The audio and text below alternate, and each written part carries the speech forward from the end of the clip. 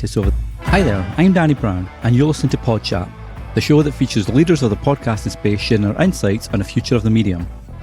This week it's a bonus episode, but first just a quick update. The show's been on a bit of a hiatus over the summer, and it was meant to come back before this, so I apologise for the delay.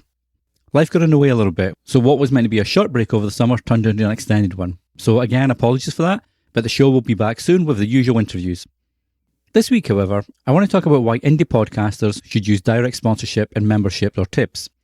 I've just come back from Podcast Movement in Denver, Colorado, and one of the overarching topics that was up for discussion was podcast monetization. No change there from previous years then. And it's understandable. It's a discussion that's been front and centre of the podcasting space for many years now, especially as we see leading industry publications like Pod News and others share success stories, partnerships, exclusive deals, and more. But while the conversation remains fresh, the approach to monetization seems to have stalled, at least in some quarters. While I couldn't get to listen to all the sessions and tracks around monetization at Podcast Movement, one thing I did notice was some of the thinking about advertising being the lead or the best option for podcasters. While this might be the case for larger podcasts and media companies that represent these shows, these ad partnerships work because the podcast is getting tens, if not hundreds, of thousands of episode downloads within the first 28 days, or 30, depending on whose data you track. They might even be in the millions. So yes, it makes sense for advertisers to partner with them and vice versa. After all, that many ears placed in front of a sponsor's message is always attractive. But for the average indie podcaster with maybe a few hundred downloads, or even averaging a couple of thousand, this approach won't work. And that's okay, because it doesn't need to. Instead, there are far more effective ways to monetize your show, regardless of the size of your audience. The problem with using download numbers as a metric for podcast success is that they don't tell the full story. Because of auto-download features in podcast apps and queue for later choices by listeners, not every download will result in a listen. So while an episode might get 10,000 downloads, for example, perhaps only 2,000 result in an actual listen. While that's still a great metric, it does only represent 20% of the target audience hearing an ad. Yet sometimes the advertiser still pays for all the downloads or maybe impressions. And again, impressions can be a questionable metric to go by, depending on how the agreement is set up. Even if they're paying for CPM, which is cost per meal or cost per thousand listens, different platforms track listens differently, so that can also skew figures. Additionally, depending on how the podcaster is inserting ads, you may have less say over where they go than other options. You might also have less say over which ad partners you work with, depending on whether you're using an ad exchange that gives you that control, or with your podcast host that inserts at points they feel make sense, and with partners they feel are best suited to you. This can cause a bit of a disconnect and actually lose your listeners.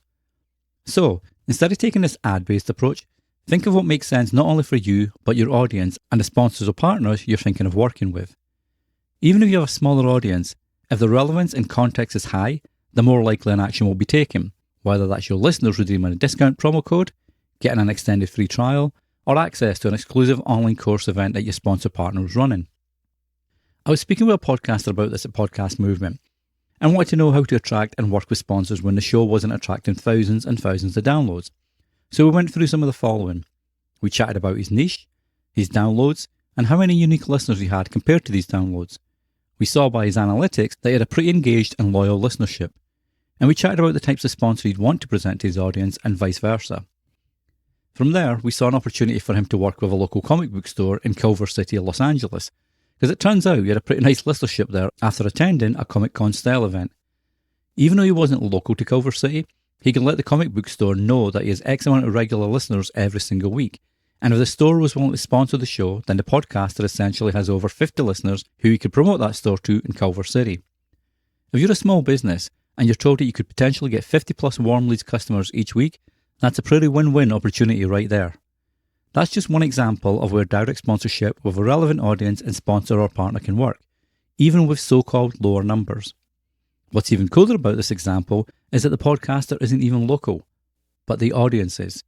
Just one more reason why you should be deep diving into your analytics for data that works. Now with that example, the extra care and time the podcaster put into identifying a sponsor that works for their niche, as well as ensuring their audience received value from the partnership, in this case, exclusive backstage invites to offer appearances, and first option on newly released merchandise, it makes this a very valid partnership for both sides. It's this kind of care and attention for your audience that can also reward you if you go a more direct route to monetization, with tips or memberships. Whether that's something like Buy Me a Coffee or Patreon, or the recently released tips and membership feature from Captivate, where I'm head of podcaster support and experience, these are excellent ways for you to offer listeners something extra, and for them to support their favourite podcast or podcasters while getting rewards for doing so. It's why one-off tips and memberships are so popular now, both for podcasters and their listeners.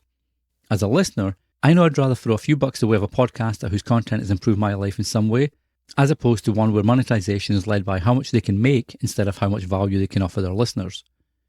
If you look after your audience and consistently deliver on their expectations when it comes to what to expect from your show, that consistency will be rewarded by loyalty.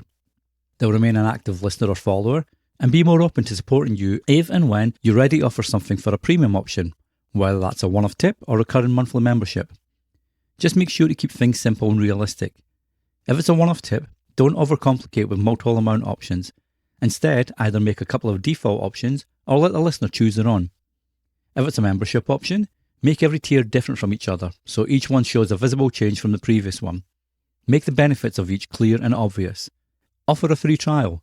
Memberships can still be tricky for some listeners to understand, so a free trial, while still receiving the perk of the paid membership, is a great way to show why they'd want to upgrade and pay. Offer a personal message and be genuine about why you truly appreciate their support. And be sure to thank publicly where possible and give shouts on your podcast. Show that your audience and their support means something. Memberships and tips can be super effective when it comes to earning through your show. Listeners generally want to support their favourite creators, and if they can do that monetarily, they will. Especially if you're super smart with the perks that come from being a member. And maybe offer exclusive perks from sponsors that you're working with for an all-round partnership bonus for both listener and sponsor. So, for example, subscribe to Tier X and get a special limited edition item from this show's kind sponsors. The key thing to remember, whether you're working with sponsors or more directly with tips and memberships, is to always have your audience front and centre when it comes to what's on offer. It needs to make sense for them and benefit them, much like your content hopefully does. Get that right, and the size of your audience matters far less than if you were just going down the advertiser route. The opportunities are there. You just need to take them. Did you know every time Podchat gets a new review, a baby podcaster takes their first steps? Help a baby podcaster walk today by leaving a 5-star rating or review on the likes of Apple Podcasts, Spotify, and more. Just head on over to podchat.ca/review and do your magic. These little feet are counting on you.